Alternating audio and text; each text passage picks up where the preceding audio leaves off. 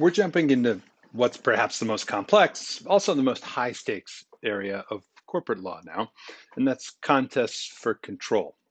We've talked before about proxy fights, and that's one type of fight for control of a corporation, or maybe one arena for a control fight.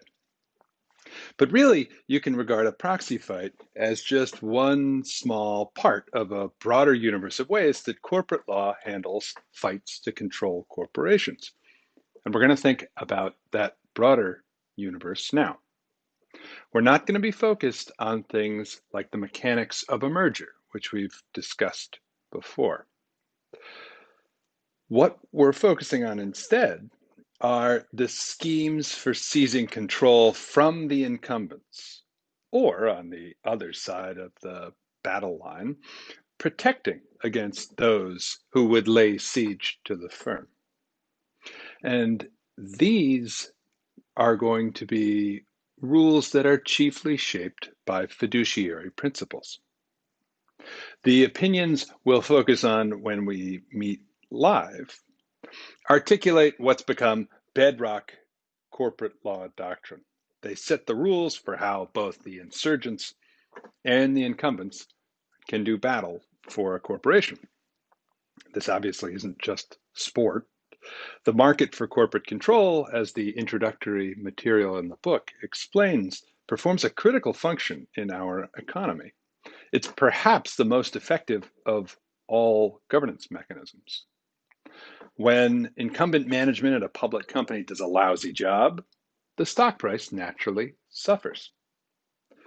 Many others might recognize that the corporation could be worth more with better management.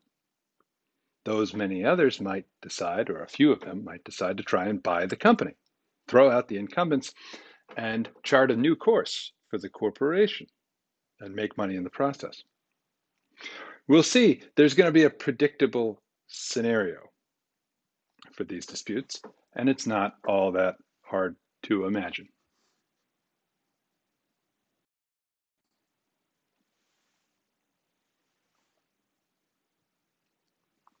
So suppose we have a target company here, the Target Inc., and we have all these shareholders.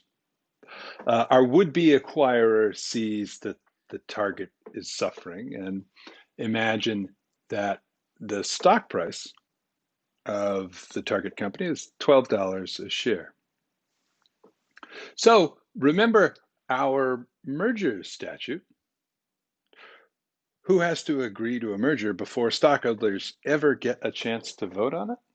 Well, the board has to agree to a plan of merger, and then stockholders vote on it. So maybe our acquirer here makes a proposal to the board. But remember, one of the motivations often is going to be one of the motivations for the transaction itself. Why the acquirer thinks it can make money on the transaction is that the incumbent managers are doing a lousy job. And so the incumbents, the managers, maybe the directors, might perceive, and they'd be right to perceive this, that the first thing the acquirer is going to do if it gets control of the corporation is to show them the exit. So our target board, perhaps not too surprisingly, might say, buzz off. They'll say to the would-be acquirer, and of course to anyone else who will listen, they're already doing the best possible job anyone can do. And the $20 offer from the would-be acquirer, that's not even enough. Even though, obviously, the stock has been trading for $12 a share. What they'll say is that the acquirer is going to kick in the front door and ruin everything and destroy this fine American company. You might think, well, okay, forget the board. The acquirer can just take this offer directly to the stockholders. Well, that's not possible. We'll discuss, you'll read about the poison pill and all sorts of other ways that a board can obstruct plans like that. And so the question for us is, how should we think about incumbents who fight off takeovers in situations like these? What kind of latitude should a fiduciary have to fight off a proposed acquisition that the board, the fiduciaries might not like, but perhaps the stockholders might? The answer matters a lot. The rules we have for these disputes determine how effective the market for corporate control that I just mentioned, how effective that is as a mechanism of corporate governance. Even though hostile bids directly affect a very small number of companies, it's the threat of a hostile bid that influences all of them. Instead of playing golf every day at 3 p.m., a manager might decide to burn the midnight oil. It's risky to take it easy because there's the threat of the hostile takeover lurking out there in the distance. That threat ensures that the resources held by public corporations are constantly doing the best work they can for society, or at least for stockholders. And that brings to mind a famous movie scene that I have asked you to watch in the weekly reading questions. The movie is Wall Street, where Michael Douglas plays a corporate takeover artist named Gordon Gekko. He's fighting to secure control of a company called Teldar Paper.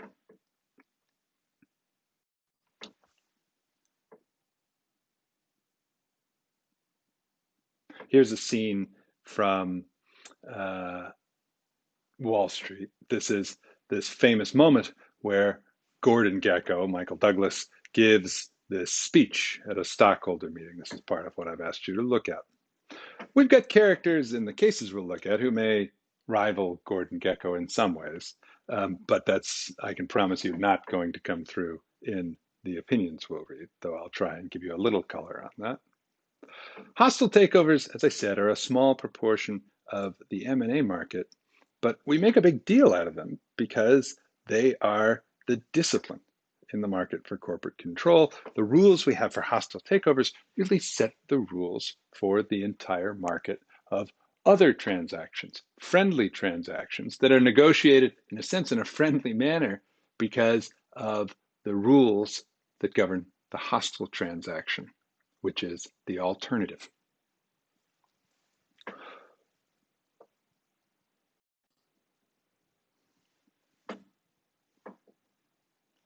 I want to start by laying the groundwork for the landmark cases you are reading this week. So we'll take a spin through early Delaware approaches to hostile takeovers. And I'm going to talk a little bit about Smith versus Van Gorkum, as opposed to letting that be one of the cases we address in our live meeting. I think it makes sense to talk about it here. But before we even get to Van Gorkum, you know already that the basic corporate doctrine offers two main standards for judicial review. The first is review under the business judgment rule. This, as you know, applies to routine business decisions. It's a very forgiving test in practice, and often the limit is only the corporate waste doctrine. On the other end of the spectrum is the entire fairness test. This is what we apply to self-dealing transactions that haven't been properly sanitized through one of the procedural mechanisms we considered. It can often feel like a dichotomous system, either the very forgiving test or the very demanding test. But an important question arises for us with this material: in which box do we assign defensive tactics that a board deploys? On the one hand, management is deeply self-interested in some of these matters because their jobs are at stake. On the other hand, whether to sell a firm, for how much, whether the buyer is a good buyer or a bad buyer, these are all business decisions, matters that management knows a lot about. So what standards ought to govern management's decision to implement defensive tactics that could fend off a hostile acquisition? In the old days, it basically was business judgment review.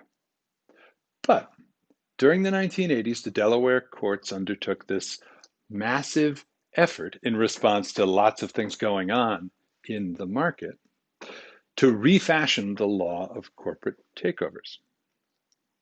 And four, maybe three cases provide this basic framework. They're all from 1985 or 1986. Smith against Van Gorkum is the one we have already thought about. We thought about it in the duty of care. The other big three are Household International, Unocal, and Revlon. Those you're going to examine in this week's reading. Let me first say a little bit about Van Gorkum. It's chronologically first in this group of four cases, although in the book it comes after Unocal. Remember, our setup here in Smith was in a company called TransUnion. It was publicly held, and it had a CEO, Jerome Van Gorkum, who was interested in retiring.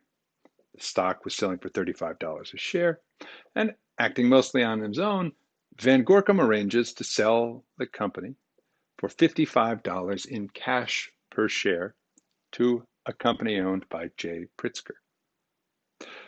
Van Gorkum calls a special meeting of the board, doesn't give him an agenda beforehand. The board approves the merger and various features that protect the deal from other acquirers. After a 2-hour meeting. And as we discussed, a TransUnion shareholder sues, alleging that the board didn't live up to their duty of care. There was no allegation that they had a conflict, just the board didn't act in an informed manner when they agreed to the deal. And the Delaware Supreme Court, recall, found that directors had been grossly negligent. When we thought about this in the duty of care context, we said, oh, this is an outlier, and it provoked this big response in the market for directors and the emergence of 102(b)(7) provisions, eliminating liability for duty of care violations. Another way to think about this case is to say, well, okay, they use the words duty of care, but really it might be this first attempt at a coherent doctrine of takeovers. The court claimed it was applying run-of-the-mill duty of care analysis, but really what you could imagine happened is the court applied a heightened standard of review in the takeover context. When you read Unocal, you'll see the court makes that heightened standard of review more explicit. So maybe Van Gorkum is easier to understand as sort of the original 1980s takeover case. It's still not a clean fit because the fact pattern is different in an important way from these other takeover cases we'll think about in Unocal and Revlon and Household International. The court is reviewing defensive tactics taken by the board of directors, things the board has done to try and fight off a hostile acquirer. In Van Gorkum, there aren't any defensive tactics. The board's not doing anything to fight anybody away exactly. But the underlying issue is the same, at least at a pretty high level of generality. How are we thinking about board decision-making in the context of a takeover? So I think we can think about Van Gorkum here as the warm-up act. And then we'll walk through, when we meet, these three other cases that set out the heart of the doctrine. Household International, which considers what defensive measures a firm can take before a bidder comes along. Unocal, which looks at what defensive tactics the board can use while a bidder is right there. And Revlon, which considers the end game. What means a board can use to lock up and close the preferred deal and protect it from interlopers.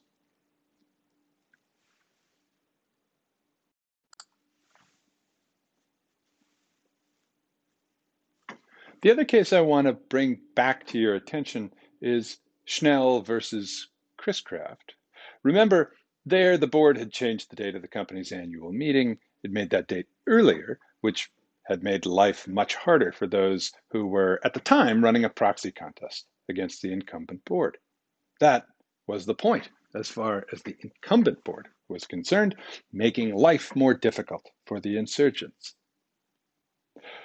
We thought about this back when we talked about stockholder voting, and the court famously said, equity and law are two different things.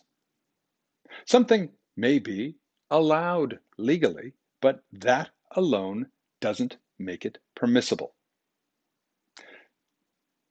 Here's the quote: management contends that it has complied strictly with the provisions of the new Delaware Corporation Law, changing the bylaw date. The answer to that contention, of course, is that an equitable action does not become permissible simply because it is legally possible.